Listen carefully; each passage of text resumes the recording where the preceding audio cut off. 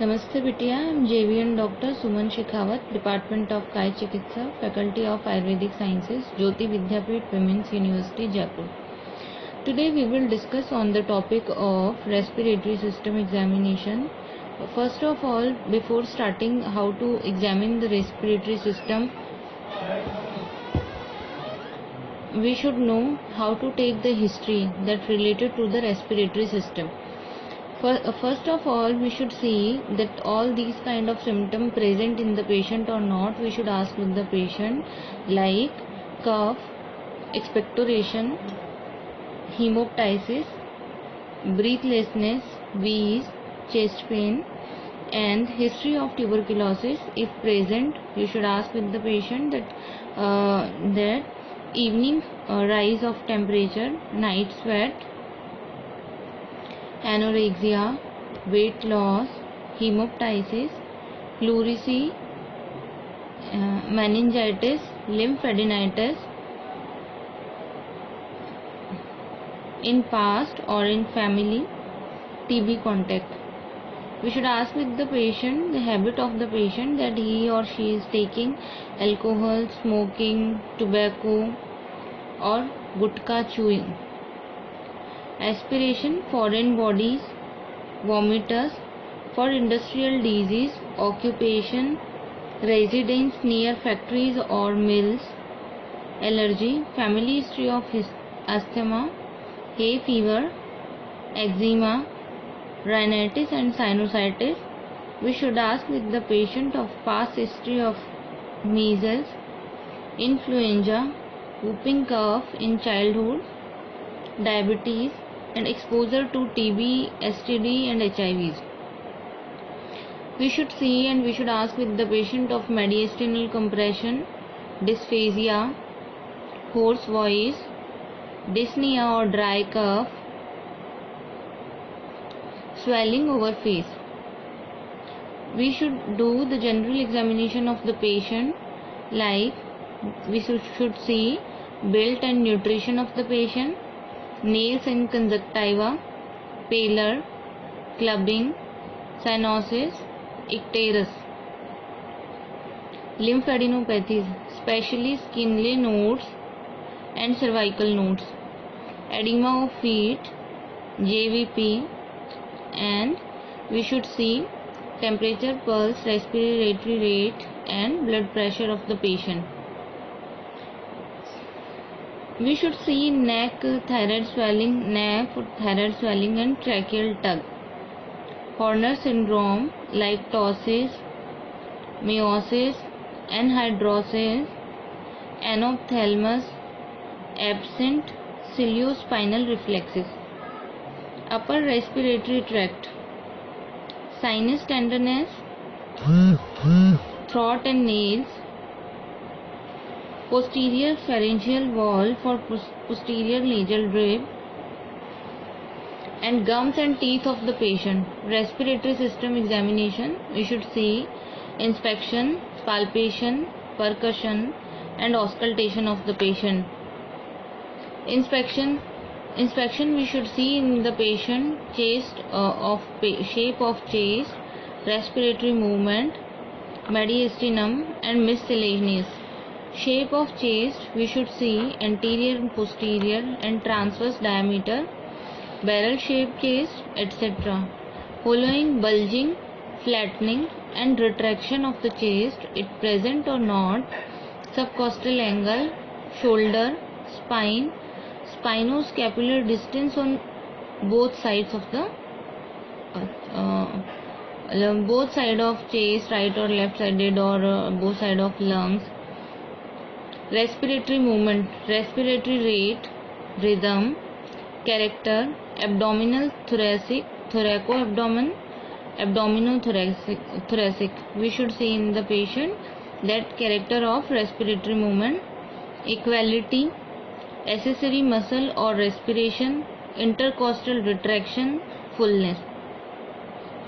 Mediastinum, trail sign, apex impulse, miscellaneous, sinus, scars on chest, palpation, dilated veins and shiny skin over lower chest. Emphysema, it can be in emphysema or fetor hepatica. Palpation, finding of inspection confirmed including chest movement. Mediastinum, trachea, apex beat, and tactile vocal phreatis TVF. Miscellaneous, tenderness over lower intercostal space, other vibration, palpable rails, rhonchi, and rub. We should see, if we are doing that percussion, then we should see anteriorly right side and left side. Right side in clavicular percussion, intercostal resonance, lever dullness, tidal percussion, shifting dullness, and percussion myoconia. Or in left side we should see clavicular percussion, intercostal resonance, cardiac dullness, Traub's area, shifting dullness, percussion myoconia. Anteriorly suprascapular, interscapular, infrascapular, in axilla, axillary and infraaxillary. Auscultation, breath sound normal or diminished. Type of breath sound, vesicular, bronchial, and vesicular with prolonged expiration. Foreign sound, rails, rhonchi or rub. Vocal resonance, miscellaneous, bronchophony, egophony, coin test, etc.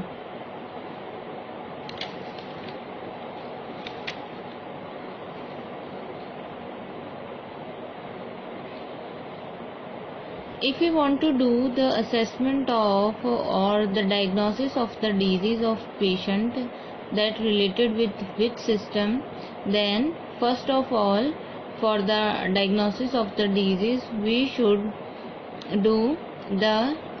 take the history of the patient. After that we should do general examination of the patient, or on the basis of both these things we should do related systemic examination for the patient. These all things are very confirmatory for the diagnosis of the disease. And after that, if we are not able to identify the or to diagnose the disease, then we should go for the investigation that is also related to the specific system. And on the basis of the investigation we can diagnose the problem of the patient. नमस्ते बिटिया, हमेशा खुश रहो। I am JVN doctor Suman Shekhawat, department of काय चिकित्सा, faculty of Ayurvedic sciences, Jyoti Vidyapeeth women's university Jaipur. Today we will discuss on examination of respiratory system manual part 4. Examination of the chest, looking inspection of the chest. Appearance of the chest. First, look for any obvious scar from the previous surgery. Thoracotomy, scar from lobectomy or pneumectomy. Removal of the whole lung are usually visible running from below the scapula posteriorly, weeping round the axilla to the anterior chest wall. Pleural procedures such as intercostal drain insertion, biopsy or VATS like video assisted thoracoscopic surgery may be associated with small scars, often in the axilla or posteriorly. A small scar above the sternal notch indicate a previous tracheostomy. Older patient may have small scar in the midline below the clavicle, indicative of a phrenic nerve crush. A previous treatment for TB. Look for any lung visible beneath the skin or any lesion on the skin itself. If you are examining from the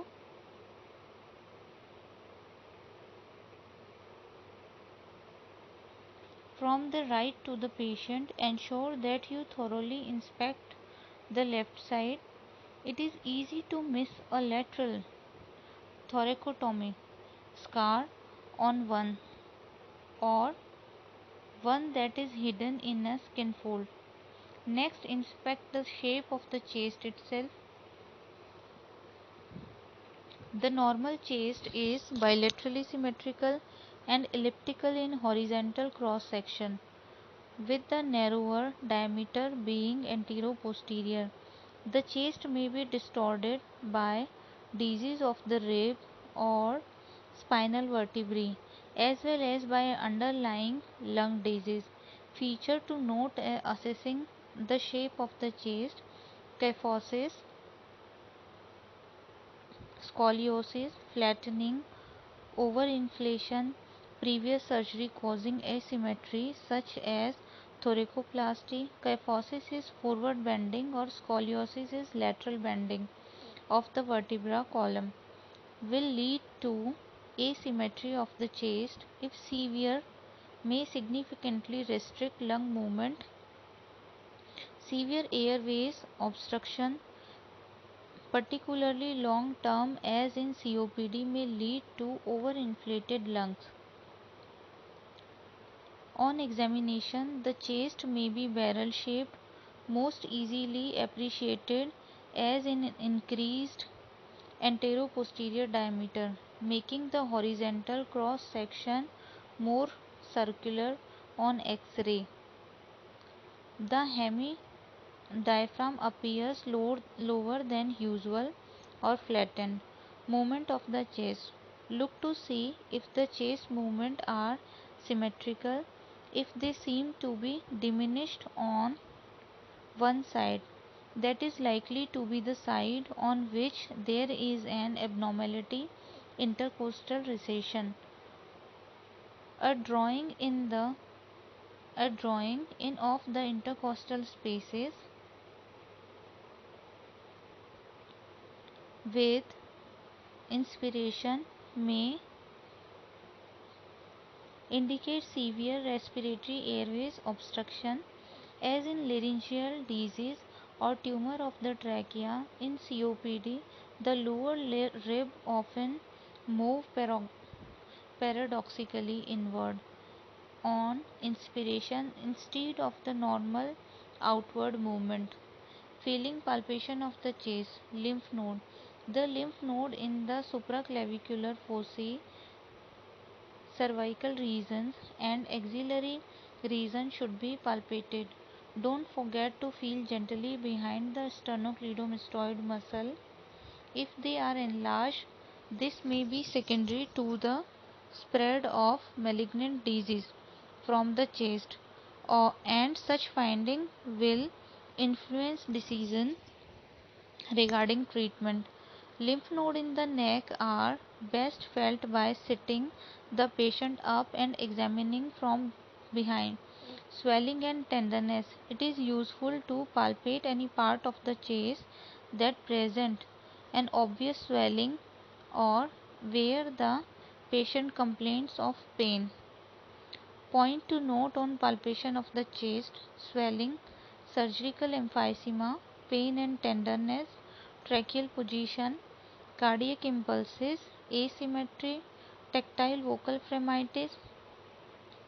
Feel gently as pressure may increase the pain. It is often important, particularly in the case of musculoskeletal pain, to identify a site of tenderness.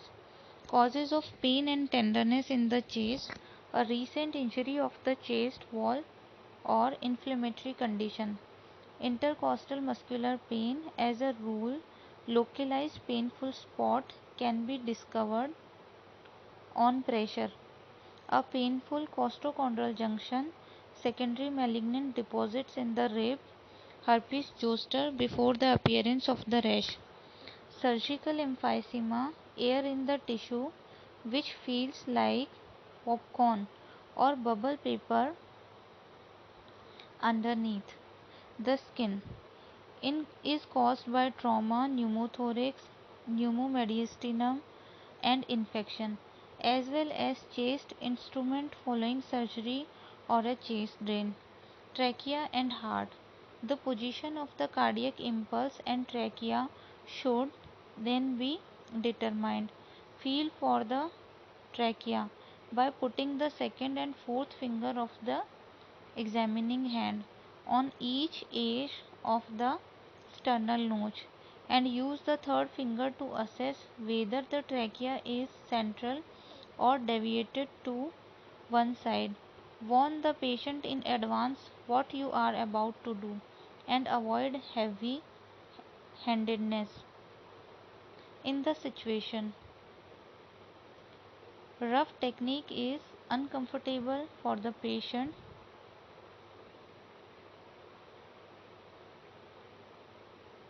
who may feel like he is being chopped.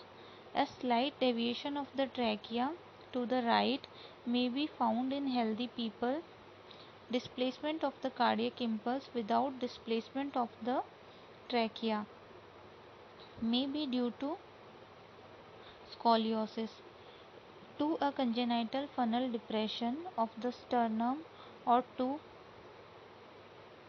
enlargement of the left ventricle.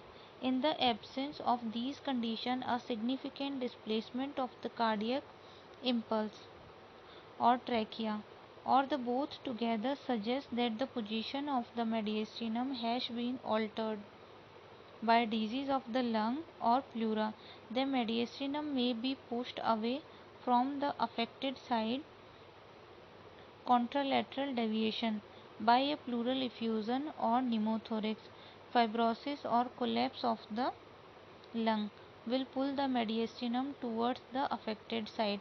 Ipsilateral deviation, chest expansion, as well as by simple inspection, possible asymmetrical expansion of the chest may be explored further by palpation.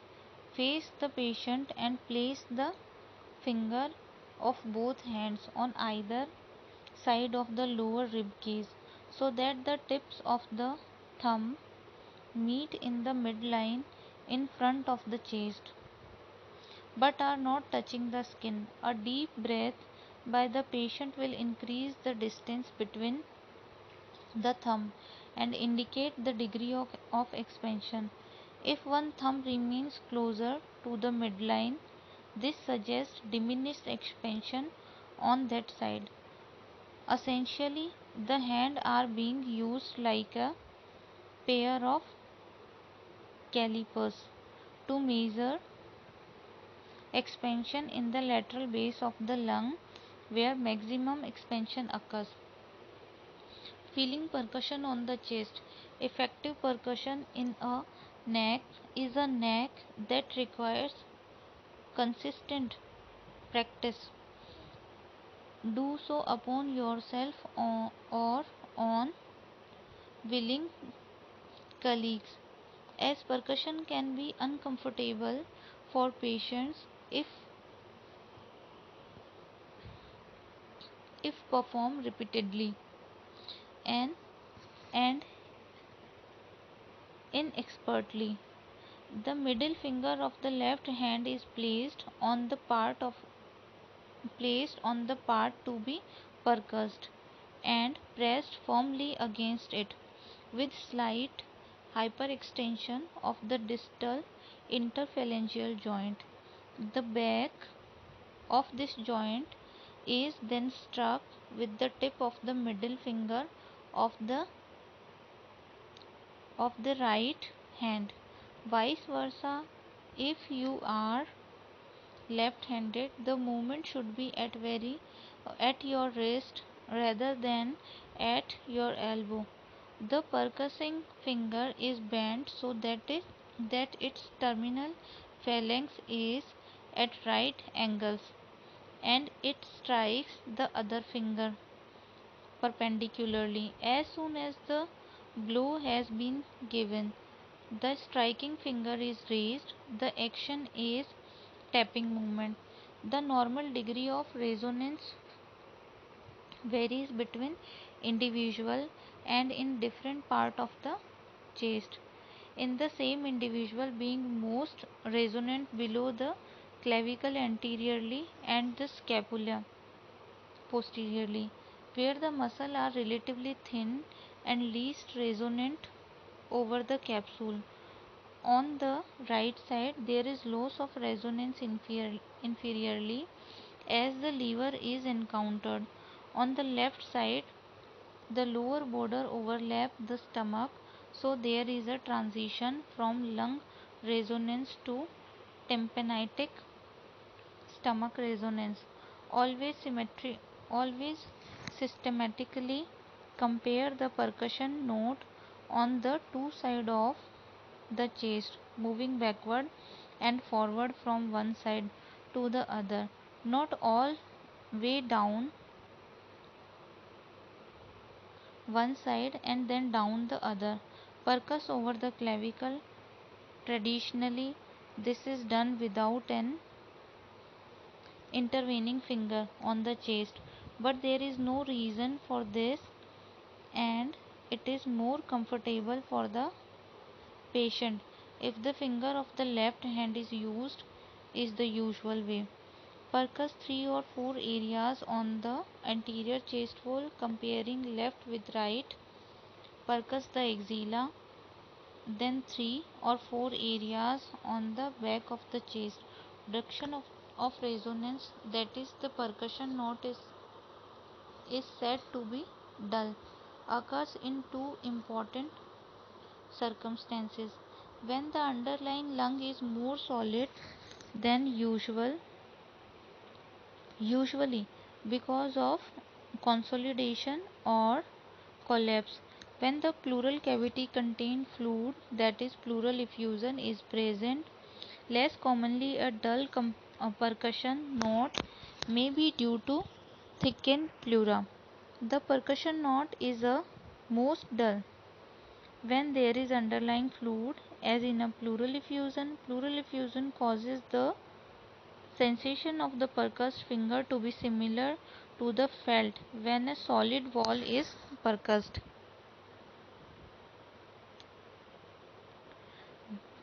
This is often called stony dullness by comparing side with side. It is usually easy to detect a unilateral pleural effusion. Pleural effusion usually leads to decreased chest wall movement. Effusion may occur bilaterally in some patients, and this may be more difficult to detect clinically. An increase in resonance or hyperresonance is more difficult to detect than dullness, and there is no absolute level of normal percussion against which extra resonance can be judged. It may be noticeable when the pleural cavity contains air, as in pneumothorax. Sometimes, however, this situation one is tempted to think that the slightly duller side is the abnormal side. Further examination and chest X-ray will reveal the true situation. Thank you. This session is powered by 2.0 digital version Jyoti Vidyapeeth Women's University Jaipur. I hope you all are satisfied with this session. If you feel any kind of problem with this session, please mention it in comment box. I will resolve it soon. Thank you.